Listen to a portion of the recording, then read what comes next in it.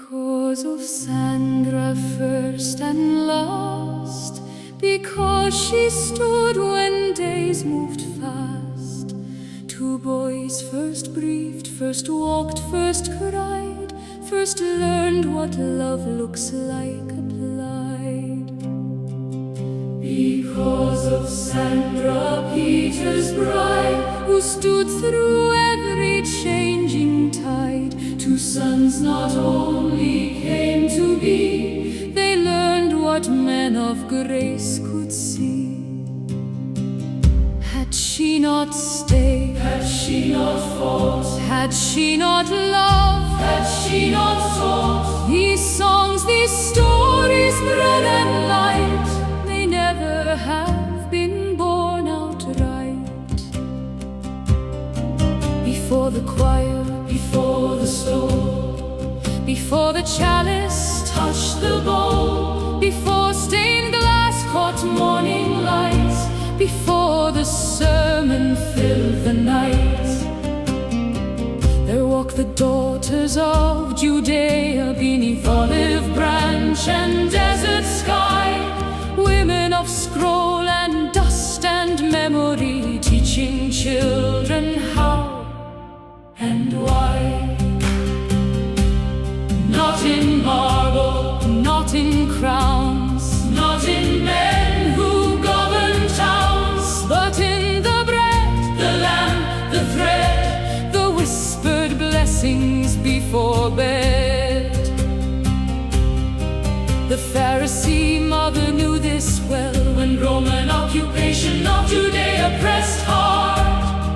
When foreign voices filled the streets, she kept the covenant in her heart. She washed the cups, she lit the fire, she tuned young souls to something higher. She made the table into shrine, turned common grapes to sacred wine.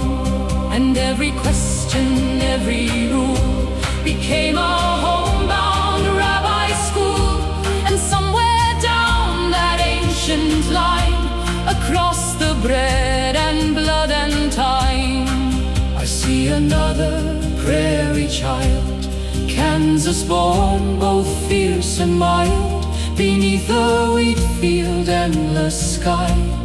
1940s rolling by, dust on shoes and scripture near, learning early God is here. Not olive groves, but wheat in rows, not cedared hills, but prairie skies where spirits rose. Break bread, give grace, and serve His name.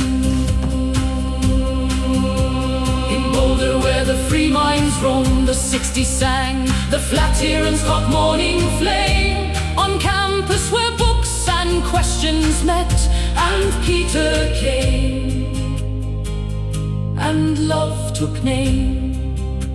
Students marching, voices rising, old assumptions reorganizing. And there you stood, not stepping back, but walking some untrodden track. When others said, a woman's place, you look tradition in the face, and with the courage saints acquire, walk straight into the sacred fire. Now Denver glows in mountain lights, young souls scrolling through the night, and candles share the stage with screens, and grace still moves through changing scenes. You lift the cup, you break the bread, you bless the grieving and the wed, and the Episcopal Church priest in voice and grace. Yet still I see that older face on glowing screens in window squares, with reading glasses, notes and prayers. You call the circle name by name, and ask what Pharisees became. From Torah scroll to glowing screens, from desert lamps to gathering scenes, the questions live, the voices stay. The rabbi school just found new lands, same worn books in faithful hands, temple lamp or altar flame, different tongues, the same great name. You taught me scripture was not ink. It lives in how we pause and think, in how we feed, in how we stay, in what we do when skies turn gray. The Pharisee mother lit the wick. You flip the switch, but just as quick, to drive the dark from child and room and make a sanctuary bloom.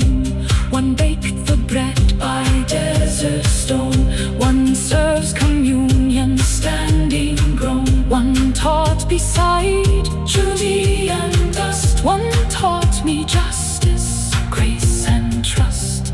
And if they met beyond the veil, from Zion's hills to alpine trails, I think they'd smile, then softly say, the holiest work is done this way.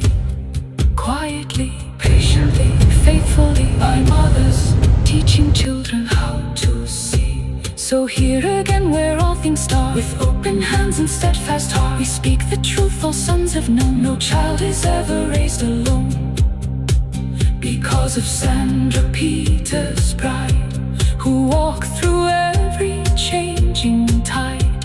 And if her boys now stand upright, speak with courage, choose the light, then part of every good they do began because she saw them through.